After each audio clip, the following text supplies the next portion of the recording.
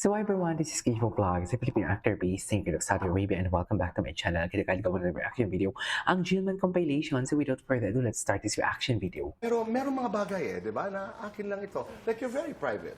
It is allowed. It is, we deserve it. Yeah. Oh, but sabi ko nga, but you have to protect it. Because being public is not defined by us. Halimbawa, nagsimba ka, you went to a service. Pag nakita ka ng public, you public. It's not like, excuse me, I am in a private moment, hindi. But you are able to protect, this one belongs to me. Yes. Di ba? Ang ganda nun, di ba? This one belongs to me. were you public? You weren't with Kat? We were okay lang. We were not...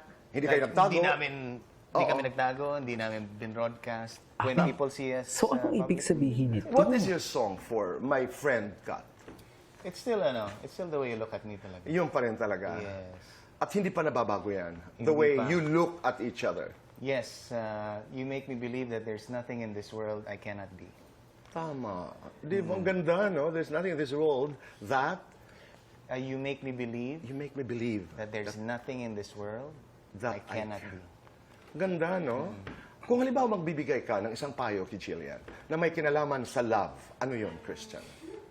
Siguro from the onset pa lang ng kung magde-date or whatever, sana maging honest na siya at ikaw sa isa't Ayan. isa. Yung talagang wala nang best foot forward. Eto ako, eto siya, how will we make this work? Ang ganda naman, di ba? Oo, but so far at 21, kasi maraming nakakalimot po that Jillian is actually 21. Yes, Pero, 21! pero don't blame us, Jillian, kasi ang tingin talaga namin sa'yo, di ba? Pero in time, like today, wow, you're 21, and you must be happy. Kailangan bigyan mo rin ng sarili mo para maging maligaya, masaya. relatable, Di ba? yes. And take good care of that. I love it when you say, I'd like to keep this private. Kasi may mga pinoprotektahan ako. Thank you, Tito Boy. Just love. Di ba? Just really love. love. Ay, supportado ni Tito Boy, ah. Kami nag-link sa'yo. Ayan. Naalala ko, Rahel, at a certain point, and then, hindi ko ito malilimutan, when Eman Pacquiao Pero was si here, Eman talaga nagniningning matapang, talaga ang no? mata, Si di ba? Eman talaga kakaiba, kasi He's pinapangan talaga ni honestly Eman. about his admiration for you. And then, magbibigay ka ng isang payo kay Jillian. Pinapangan Na may talaga kinalaman ni sa love. Eman. Ano yun, Christian? Siguro from the onset pa lang ng kung magde-date or whatever, sana maging honest na siya at ikaw sa isa't isa. Yung talagang wala nang best foot forward. Eto ako, eto siya, how will we make this work? Ang ganda naman, di ba? Oo, but so far at 21, kasi ang daming nag-link sa'yo. Naalala ko, Rahel, at a certain point, and then, hindi ko ito malilimutan, when Eman Pacquiao was here, nagniningning talaga ang mata, di ba? Oo na, nagniningning na.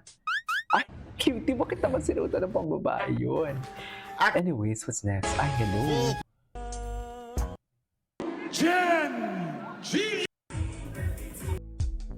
Ay, ganda ni Jillian, no?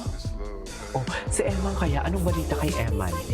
Eman Bacosa. Tingnan natin yung mga chika kay Eman Bacosa niyo pakyan. Kung ano yung mga bago, kasi puno tayo Jillian na lately. Ay, hello. Good morning, Mami. Ay, sweet talaga siya, no? Sa mom niya. Ay, pinakitaan na naman tayo ng nakahubad ni Eman Bacosa niyo pakyaw. Pero sorry, kay Jillian ang lahat yan. Di ba? Sorry, para lang kay Jillian lahat yan.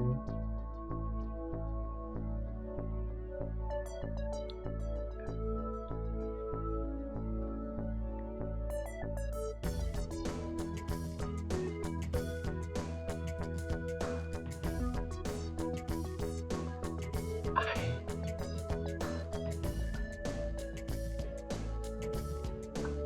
Taray, okay. Basta Alam niyo ba na ang cute tignan ni Eman Bacosa? Okay. Hanap pa tayo ng iba. Ay, ito. Ay, ano na naman to? Jinky Pacquiao? Hoy! Hakot atensyon lang relasyon nila Eman Bakusa at Bakusa? Jillian Ward. Bakusa? Totoo ba?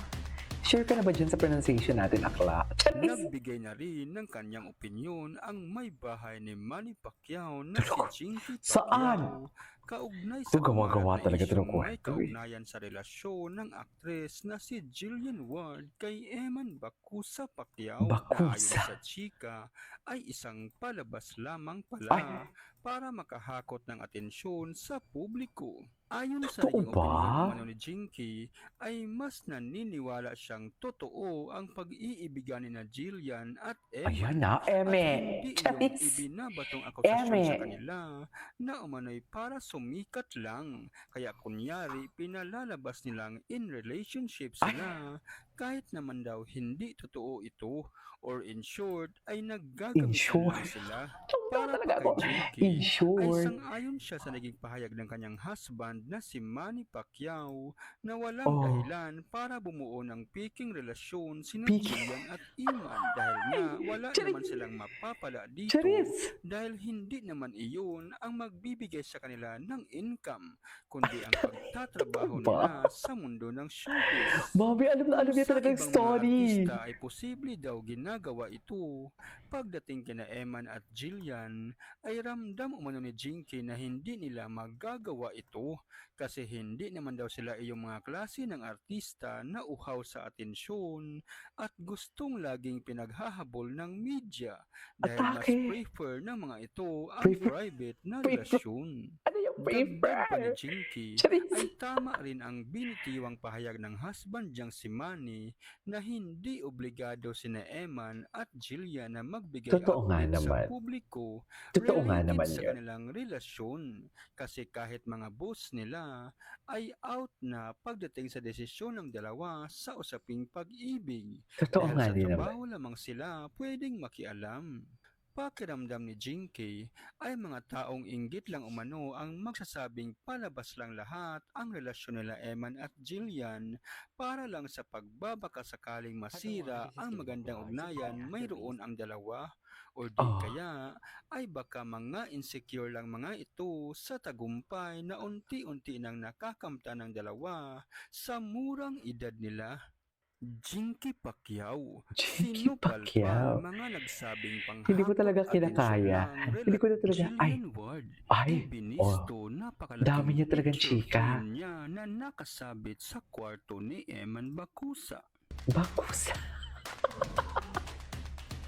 Bakusa? Totoo Isang ba? nakakatuwang revelasyon ngayon ang nagawang ibuking ng aktres na si Jillian Ward tungkol sa boyfriend niyang si Eman Bakusa Pacquiao na kung saan ay nagpapakita lamang daw ng labis-labis na pagkakagusto at paghanga sa kanya bagay Oh. na nagbigay ngiti raw sa aktres. Ayon kasi sa pagbubuking daw ng aktres ay ikinagulat umano niya ng sobra ang nakitang malaking imahe niya na naka-frame sa loob ng kwarto ni Eman nang aksidenteng mahagip ito sa kamera ng nasabing boyfriend habang sila ay Oh. nagbibideo call na agad naman daw niyang napansin. Kaya para makumpirma ang nakitang larawan ay tinanong umano niya si Eman kung ang nasa frame ba ay siya na agad naman daw inamin din ng nasabing boyfriend na ang actress nga ang nasa malaking frame na nakasabit sa kanyang kwarto na siyang tinuturing nga daw Totoo na ba? inspirasyon nito Charis! para maging Natatawa ganado talaga sa ako dito kay Akla.